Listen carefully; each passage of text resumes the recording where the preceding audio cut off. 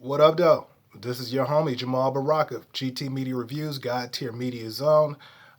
This is going to be my second edition going over my weekly pull list. And uh, what I'm going to be doing with this particular show is going over and just giving my impressions of the comics, just going by the covers and what I know of the series. These are not going to be reviews, and I'll probably touch on the books I'll be reviewing next on my blog or next recorded reviews, and just giving some impressions, insight, and my thought process here.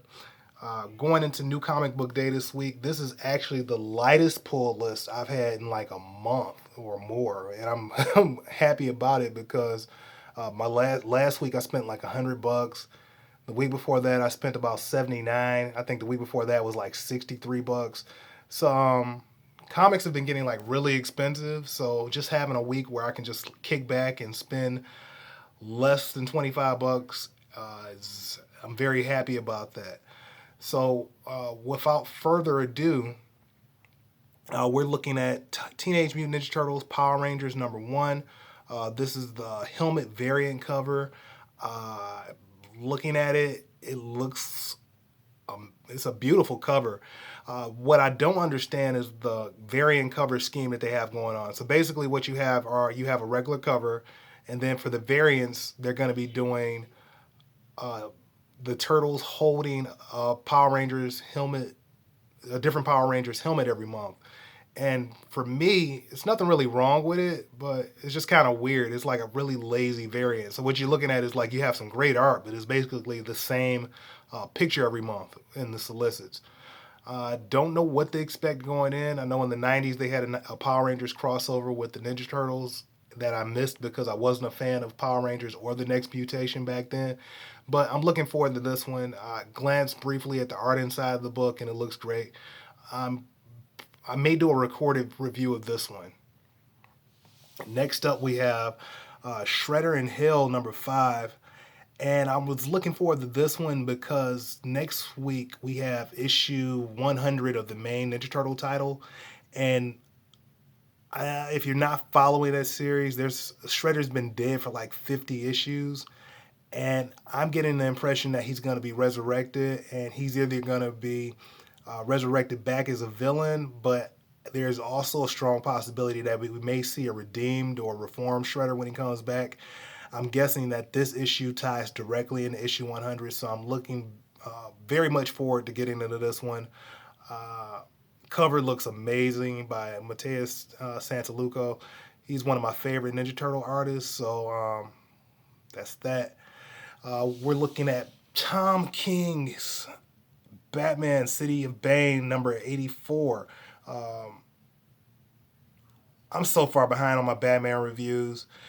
I think the last book I read was review was like issue number 60, 61 or something like that. So I'm like way behind on this. I actually told my local comic shop to take the book off my pull list because I'm so far behind. I decided that I was gonna just take a break. I was When Tom King leaves the book, I'm gonna leave the book. I know that's counter to the industry jargon because Tom King's run is so divisive, but it really doesn't make any sense to keep following right now, and I don't even know what the hell's going on. So this one will get reviewed eventually, along with the rest of the City of Bane arc. But right now, I'm collecting just to be collecting.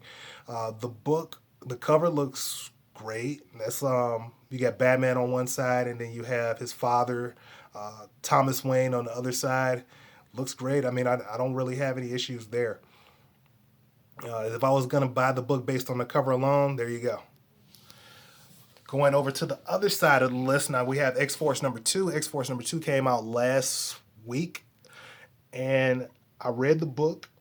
I'm not gonna say how I read it, but I read it. But my shop told me they were gonna give me a copy of it, so I wanted to go back and get a copy of it.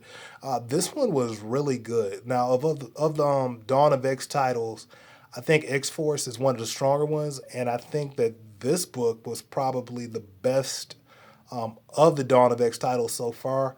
And I'm saying that with that book featuring Quentin Quire, Kid Omega, I don't like this character. This character sucks, and he sucks he's been a bad character for me ever since Grant Morrison was on him back in the early 2000s. But this book made me care about him to the point where I didn't hate him, and I want to see more of the character, his interactions with Wolverine. I guess that's a quick review. I'm probably going to do either a written review or I'm going to do a recorded one for this one this week. But that's where we are right now. Next book we have X-Men XMen Dawn of X #3. This cover, I'm not really a fan of the cover. It's kind of bland to me, and it's kind of pretty much what's in line with this series, just without even going into the book. You got Cyclops and Emma Frost, so yeah. Hopefully, it's better than that cover. We got Marauders #3, another bland cover from the series. Now, the Dawn of X line, like I like Jonathan Hickman's concept and his ideas, but these covers really don't do much for me. It's not bad, but it just doesn't really do much. I mean, we have the Ninja Turtle cover, we got Shredder in Hell, we got Batman, #84. Then you get this cover with Quinn Quire. You got this one with Cyclops and Emma, and then you got Marauders. Just a lot of stuff going on, but nothing really interesting happening on these covers. At least in my opinion. The other covers that I had picked up this week were just a lot more interesting. The book going in that I expect to be the best book is probably going to be Ninja Turtles and Power Rangers.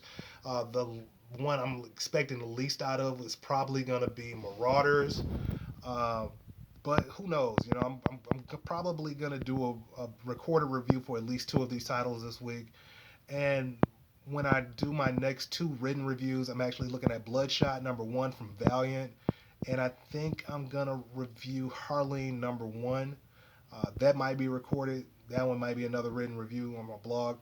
So if you're interested, you want to see more content from me, you can subscribe to either my Facebook page or my YouTube account, or you can just check out my blog at gtmediareviews.com. I'm all over social media. I'm on Twitter, Facebook, Instagram. Just look up GT Media Reviews, God Tier Media Zone, and you can find me if you have any suggestions for something that I should be reviewing or checking out. I'm here. Um, on that note, have a great evening, and I will talk to you soon.